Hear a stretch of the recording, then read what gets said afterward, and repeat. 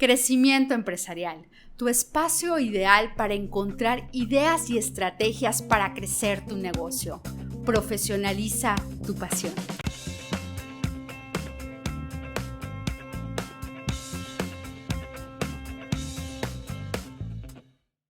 Les cuento. Hoy les cuento la historia de una gran mujer que sin duda ha dejado un legado en cuanto al liderazgo. Y cuando yo hablo de liderazgo, es de un liderazgo que ha dejado en muchas mujeres y sobre todo en la política. Les cuento una historia que más adelante ella nos va a continuar, pero todo data en 1983, cuando ella, siendo diputada, recibe la gran noticia para ser parte del Comité Estatal de Yucatán.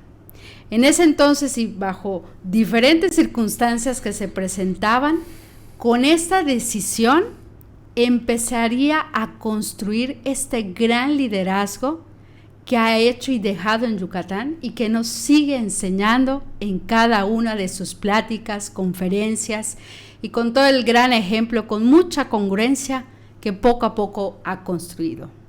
El día de hoy tenemos a esta gran invitada. Ella es doctora Dulce María Sauri, exgobernadora de Yucatán. Algunas de las grandes cosas que ha hecho en Yucatán es que ha sido expresidenta estatal del PRI, diputada federal, presidenta nacional del PRI, senadora de la República, presidenta de la mesa directiva de la Cámara de Diputados y sin duda con esto tuvo un gran reconocimiento por parte de todos los partidos y muchas cosas más que a continuación nos platicará. Muchísimas gracias por estar aquí. Y muchas gracias por la invitación. Gracias, Dulce María. Pues bien, el día de hoy en Crecimiento Empresarial siempre es todo un misterio para muchos empresarios o personas que dirigen instituciones cómo ser un verdadero líder. Y antes que nos pudieras platicar cómo llegar a este liderazgo, me encantaría que nos platiques cómo fue tu trayectoria en la política y esas experiencias que te fueron ayudando a construir ese liderazgo. Bueno, hay una cuestión, Carolina, que me gustaría enfatizar desde un principio. O sea, yo distingo lo que es la representación, que por ejemplo cuando fui electa diputada federal por primera vez en 1982, se me otorgó después de una campaña electoral en la que gané la mayoría de los votos, fui a formar parte de la Cámara de Diputados. Esa es la representación. Luego después, esa que le dijiste gran noticia, pues más bien fue una noticia un poco espeluznante. Sí lo creo. Porque llegué a la presidencia del Comité Directivo Estatal del PRI en 1983, después de que habían pasado en 13 meses de gobierno del general Graciliano Alpuche Pinzón, pues como 10 presidentes de comité estatal simplemente no se entendían con el gobernador, y era muy importante la comunicación entre el partido y el gobernador en aquellos años, siempre lo es, pero en aquellos años todavía más. Entonces la noticia para mí fue prácticamente una de decir, pues ahora te toca. O sea, ¿por qué? Porque es como cuando ya batearon todos, ¿verdad? Y queda como bateadora emergente quien nunca sale al cuadrángulo, ¿no? O sea, algo así sucedió conmigo en aquella ocasión. Bueno, fui dirigente del Comité Directivo Estatal. Pero el liderazgo, bueno, no es una cuestión que digas, yo, Dulce María, voy a ser líder. No. Liderazgo es un título, por llamarlo de alguna manera, que te lo dan los demás, los otros, las otras, que dicen, bueno, en esta persona yo veo cualidades que me permiten primero confiar y segundo, por esa confianza, seguir. ¿Sí? Y eso, salvo circunstancias excepcionales, bueno, a veces surgen liderazgos en momentos de crisis, cuando alguien dice, bueno, pues yo voy a encabezar al grupo de colonos que se oponen, ¿verdad?, a que venga el ejército inglés, ¿verdad?, y nos tire la mercancía al agua, ¿no? Bueno, surge un liderazgo en esos momentos. Claro. Pero normalmente los liderazgos se construyen a lo largo de la experiencia, ¿verdad? Entonces a lo largo de los años. No, y yo me puedo imaginar, tras que tomaste esa decisión, todos los retos que al final eso es lo que te forman como líder, que fuiste tomando y que ese fue el primer reto, ¿no? Y luego vino otro. Y en este camino, cuando después de ser dirigente, ¿qué fue lo más complejo que viviste al ser ya gobernadora? Bueno, lo que pasa es que entre el final de una dirigencia estatal bastante prolongada, yo fui presidenta del comité estatal 4 años, un poco más de 4 años. Y de hecho viví desde la dirigencia estatal la conclusión anticipada de un gobernador, la llegada de otro gobernador interino y el proceso interno para postular al candidato a la gubernatura del estado en 1987. Cuando concluyó ese proceso fue cuando yo ya concluí mi función como dirigente estatal. Me fui de delegada del partido a San Luis Potosí y fui electa como senadora de la República en 1988. Fui senadora en esa legislatura tan complicada porque por primera vez el PRI solo, entre comillas, había ganado 261 diputados y diputadas de 500, o sea, solo 11, imagínense, solo 11. Ahora diríamos, wow. En aquel momento fue algo sumamente crítico. Sí. Y en el Senado de la República, del que yo formaba parte, por primera vez hubo 4 senadores de oposición. De 64 senadores, 4. Por cierto, uno de ellos, Porfirio Muñoz Ledo, que había sido presidente nacional del PRI, que como parte del Frente Democrático Nacional había ganado el Senado por la Ciudad de México, junto con Ifigenia Martínez, y 2 representantes del estado de Michoacán. Bueno, pues esos 4 senadores de oposición cambiaron la dinámica, y eso fue sumamente importante, claro, porque nos mostró otra manera de desempeñarnos, sobre todo a quienes por primera vez llegábamos al Senado, que éramos precisamente mujeres, varias, bastante jóvenes, ¿no? Que había otra manera de hacer política, digamos, en las cámaras, ¿no? Y siendo senadora, el gobernador electo por periodo de 6 años, a los 3 solicitó una licencia y se paró del cargo, y el Congreso del Estado me eligió a mí para concluir el periodo. O sea, otros 3 años más. Otros 3. O sea, la característica de ser gobernador interina, pues como todo en la vida, tiene su parte buena y su parte mala. Claro. Su parte buena tiene que ver con que de inmediato, bueno, es bueno y malo, llegas al ejercicio de gobierno. Y hay que como cambiar de caballo a mitad de la carrera, ¿no? Sí. Es un trance bastante complejo, sobre todo considerando que la carrera es de 6 años y la meta es pues servir al pueblo, no andar metiendo la pata nada más porque llegaste de pronto, ¿no? Exacto. Pero la parte buena, digamos, es que llegas sin ningún tipo de compromisos de los que se construyen en una campaña electoral. Es correcto. Que hay que podías tener hasta cierto punto más. Hay un margen mayor. Libertad. La parte mala es que no tienes tiempo de madurar una serie de propuestas, pero la parte buena es que llegas sin ningún compromiso, más que el compromiso con el pueblo que te eligió, a través de su Congreso. Claro. No hay más. Y esto, bueno, finalmente creo que fue uno de los elementos que contribuyó a que yo pudiera generar la solución más complicada para la vida interna del estado de Yucatán, que era cerrar el ciclo de la participación del Estado, del gobierno, en la organización de la actividad enequenera. A mí me correspondió el cierre de Cordemex, la liquidación de Cordemex y el rescate de aquellas plantas de Cordemex que todavía tenían viabilidad económica y ponerlas a la venta para que particulares se hicieran cargo de su operación. También me correspondió el cierre del fideicomiso que se había creado desde a principios de la década de 1980, primero con Ban Rural, después en el gobierno del estado, para acreditar a los campesinos enequeneros que cultivaban enequén, pero que era una situación que se había visto muy lastimada porque el crédito que recibían era prácticamente menos de la mitad de un salario mínimo, y además era un crédito impagable. Entonces había digamos, una especie de salario encubierto, pero un salario de miseria. Y en ese sentido había que finalizar la operación, pero dando opciones.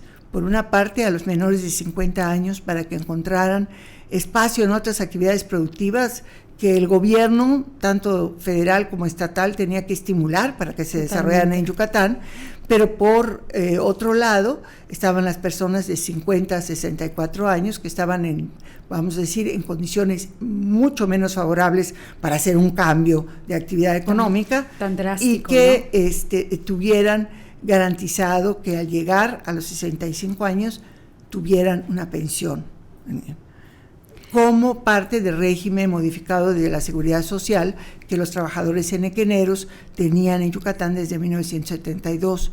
Entonces logramos organizar todo esto. Wow. Fue enormemente complicado, sobre todo que estamos hablando de más de 50,000 personas y un número semejante de familias entre los trabajadores activos.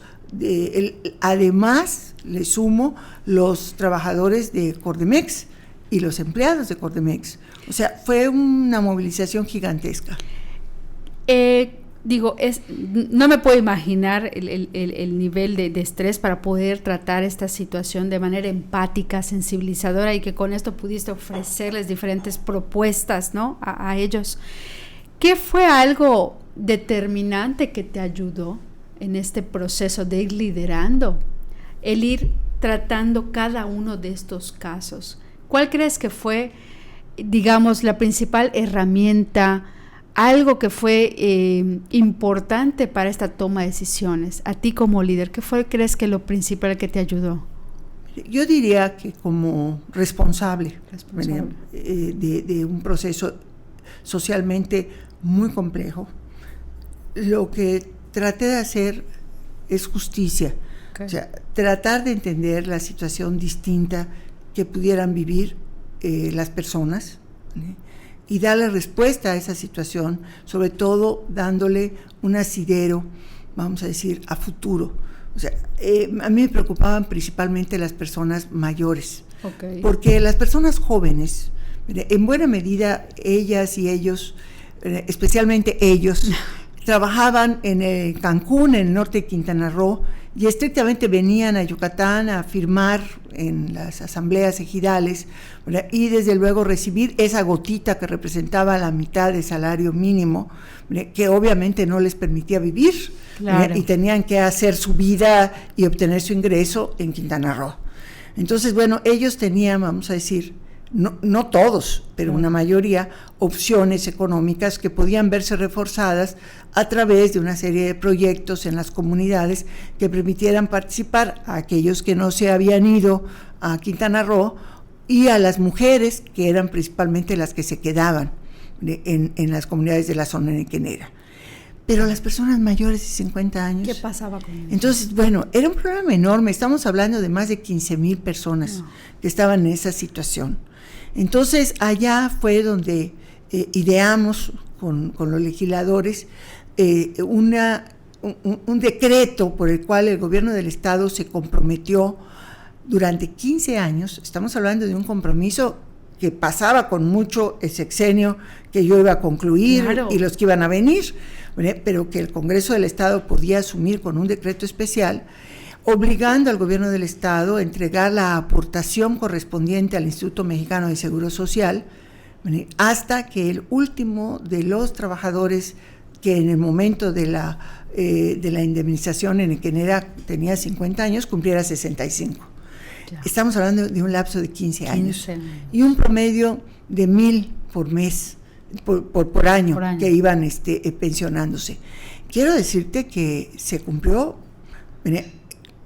cronométricamente. Después de mí sucedió un gobernador, Federico Granja, que lo fue por 18 meses, después Víctor Cervera, que lo fue por 6 años, y en el 2001 sucedió el cambio de partido en el gobierno del estado. Llegó Acción Nacional con Patricio Patrón. Pues justamente a Patricio Patrón le correspondió el último pago, Wow. en 2007.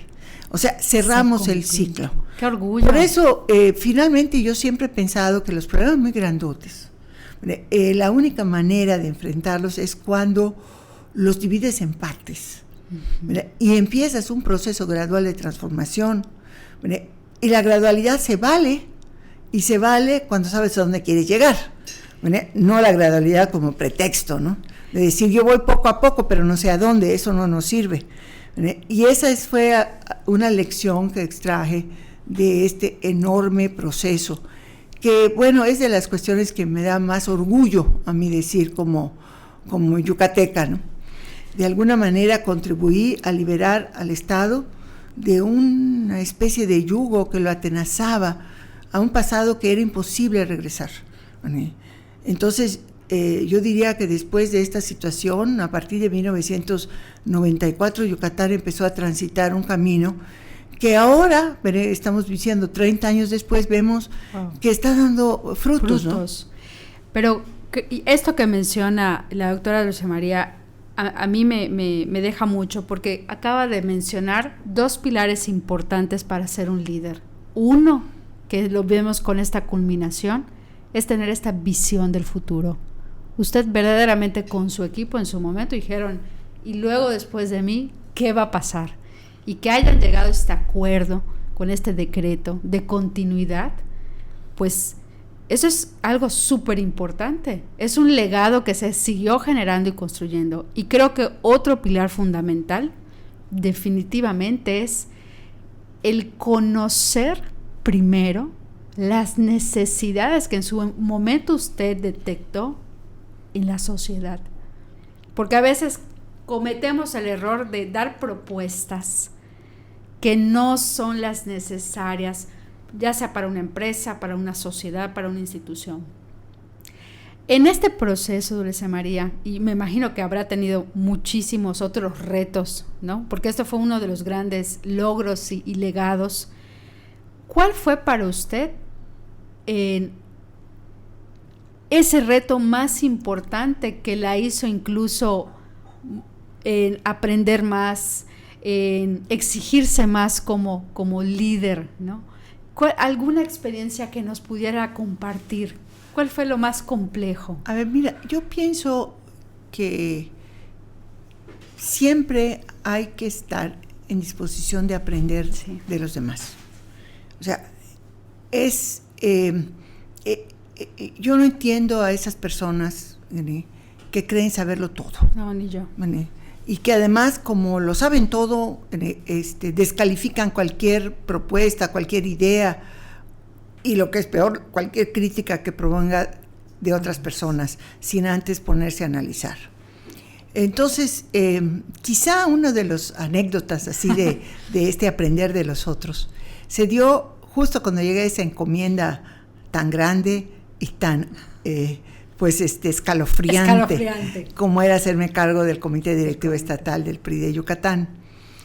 Lo primero que hice fue tratar de entender cómo habían sido los procesos para elegir a los candidatos a las presidencias municipales en Yucatán, porque al año siguiente, yo entré en 83, en 84 iba a haber un proceso interno. Bueno, ahora me doy cuenta que yo estaba muy segura que iba a durar hasta entonces en la dirigencia estatal, y sí lo hice. Sí fue.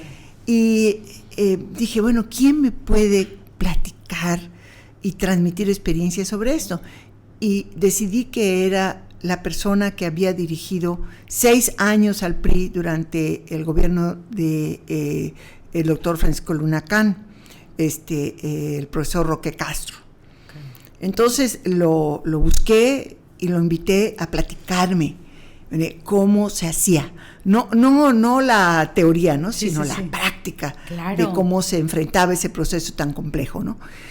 Lo que me enseñó, los comentarios que me hizo con mucha generosidad de su parte, ¿no? La transmisión de sus experiencias, todo para mí fue importantísimo.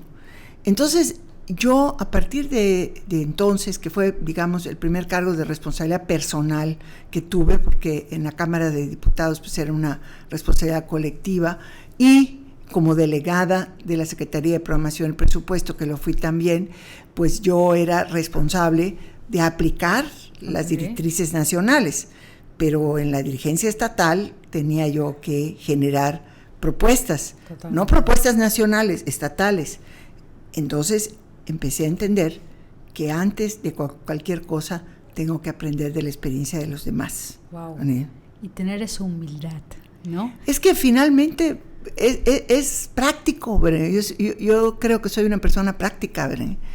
¿Por qué voy a ir a meter la pata si alguien me puede decir cómo hacer para no meterla? ¿Verdad? Totalmente. Entonces, eso he tratado de aplicarlo a donde voy. Excelente.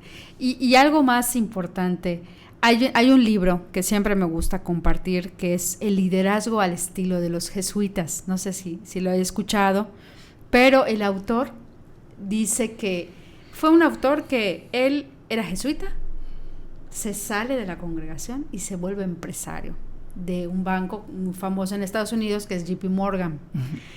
Y él cuenta que dentro del liderazgo uno tiene que aprender a conocerse, debilidades, lo que usted menciona, aprender a aprender de los demás. Y también dentro de estos pilares, él menciona dos cosas que de verdad le escucho y me recuerda tanto al libro. Habla sobre el ingenio y sobre el heroísmo, ¿no? Uh-huh. En el ingenio él comenta que tenemos que siempre estar innovando desde la perspectiva de lo que vemos en las necesidades. Y cuando él habla del heroísmo, también se trata de reconocer nuestros logros. Usted reconoció uno muy importante que le dio una gran satisfacción y que lo vemos hoy en día, ¿no? Uh-huh. ¿Cuál pudiera ser otro de esos logros que hoy la llenan de satisfacción de todo este recorrido que ha tenido Dulce María y que todavía le falta? Mira, una de las cuestiones que también en alguna forma he reflexionado, sobre todo en los últimos años, a preguntas que me han hecho más o menos semejantes a esta, es que yo no entiendo los liderazgos que buscan confrontar a las personas. Uh-huh. O sea, hay quienes para poderse asumir como líderes necesitan garantizar que las personas que están pues bajo su mando o bajo su conducción, como queramos verlo, estén confrontadas, es decir, que no puedan hacer de ninguna manera una alianza para enfrentarse o para cuestionar el liderazgo, ¿no? Encontramos expresiones como nombrar a un secretario o una secretaria, ¿verdad? Y nombrarle a los subsecretarios y que los subsecretarios vayan y el informen directamente, bien sea por medio informal, uh-huh. O sea, como quien dice, vaya con chismes, o sí. Formalmente no. Pero de cualquier manera, o sea, para mí la cadena de confianza es fundamental en los equipos que he formado. O sea, si invito a una persona a ser secretaria, por ejemplo, de Obras Públicas, yo le digo, a ver, tú haz tu equipo, porque yo no le voy a pedir en ninguna cuenta al subsecretario o a la subsecretaria, le voy a pedir a ti. Entonces, te respeto. Ahora, respétame tú y sé eficiente, ¿no? Entonces, eso lo he tratado de hacer a donde he tenido responsabilidades, ¿no? Busco con mucho cuidado y con mucha atención a quienes los invito a ser responsables a su vez de otro equipo, ¿no? Pero una vez que lo hago, nunca he buscado eso de que ahí te encargo a fulano para que fulano sea mi espía en la secretaría. Eso me parece que casi horrible. No se da, ¿verdad? Casi no se da. No, eso es veneno puro, yo creo que para el funcionamiento de cualquier organización. Yo lo he visto en la política, pero me imagino que en la empresa también sucede. Totalmente. Y yo creo que al final, en esta parte se le llama empowerment, ¿no? De empoderar a la gente, que me imagino que usted, como bien comenta, lo ha ido trabajando en su equipo de una manera responsable, honesta, ¿no? Y partiendo de una visión que me encantó, como al principio tuvo esta visión del futuro, de las acciones que tenía, ir construyendo. Ahora, ya para ir terminando, a mí me encantaría saber, Dulce María, ¿qué sigue? ¿Qué sigue con Dulce María? ¿Cuáles son, ahora sí que, yo siempre le digo a mi suegro, que es el que logró esta entrevista y que le agradezco mucho y le mandamos saludos, le digo a mi suegro, yo cada vez que veo a Dulce María, yo tengo que sacar mi libreta, mi pluma y apuntar, porque sale pura sabiduría de su boca. No, de verdad, es una realidad, tanto con la experiencia como la parte del estudio. ¿Qué es lo que sigue para ti, Dulce María? ¿Cómo te ves? A ver, mientras yo tenga sed de aprender, voy a estar viva. Y mientras tenga yo la capacidad de encontrar lugares, personas, situaciones de las cuales aprender, estoy viva. En la actividad política es muy improbable predecir el futuro, o sea, se equivoca una siempre, ¿no? O generalmente, y sobre todo he tratado siempre de evitar obsesionarme. He tenido las buenas, he tenido las malas, las muy malas, pero finalmente creo que lo que me ha acompañado siempre es pues la amistad y el amor de las personas cercanas, ¿no?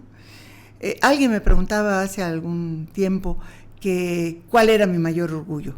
Pues mi mayor orgullo es poder salir aquí en Mérida e ir a cualquier lado, y algunas veces me saludan con afecto, e incluso me detienen, me dicen, oye, yo era una niña cuando usted fue a inaugurar la cancha de mi escuela, ¿verdad? Y yo le di un ramo de flores. O sea, es muy satisfactorio eso, ¿verdad? Poder estar después de todos esos años, de todas esas situaciones complicadas, estar en mi entorno. Y la otra gran satisfacción es cuando personas que han colaborado conmigo veo que crecen, ¿verdad? Veo que llegan a cargos, ¿verdad? A responsabilidades muy importantes. Esa es una enorme satisfacción, ¿verdad? ¿Qué vaya en el futuro? Pues ojalá que se combinen las dos cosas, que pueda seguir caminando aquí en Mérida con mucho gusto y mucho placer, ¿verdad? Y que pueda seguir contribuyendo a que mujeres y hombres jóvenes y no tan jóvenes realicen a su vez sus propósitos, sus sueños, ¿verdad? Creo que es lo más gratificante. Muchísimas gracias, Dulce María. Y por último, ¿algún mensaje a todas aquellas? Fíjate que nuestra audiencia es de muchas mujeres, mamás, empresarias. Es en gran parte esta audiencia que nos escucha y que a veces es difícil equilibrar todos los roles que tenemos, ¿no? Cumpliendo con la familia, con la pareja. Y a mí algo que siempre me ha gustado mucho de tu esposo es que siempre es como que no solamente tu gran admirador, sino que siempre te impulsa. ¿Hay algún consejo para cerrar que les puedas decir a estas mujeres para seguir mejorando su liderazgo, aún con todos estos roles? A ver, mira, la primera cuestión que sí me gustaría mucho decirles sí.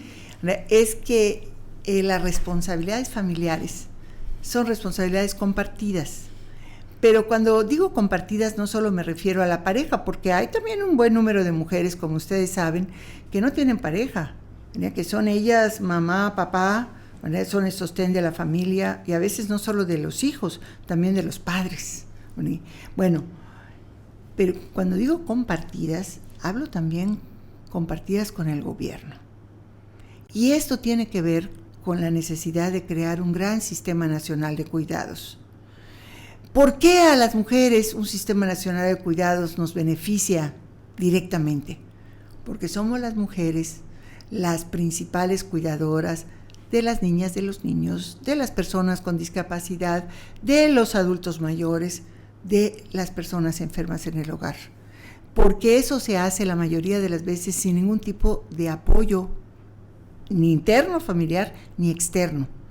¿Qué pasaría, por ejemplo, con las mujeres si se volvieran a instalar los programas de escuelas de tiempo completo para que pudieran las mamás dejar a los hijos en la escuela hasta las 5 de la tarde y poder desarrollar sus actividades productivas o de estudio sin tener la preocupación enorme de quién está cuidando a los hijos cuando vuelven de la escuela?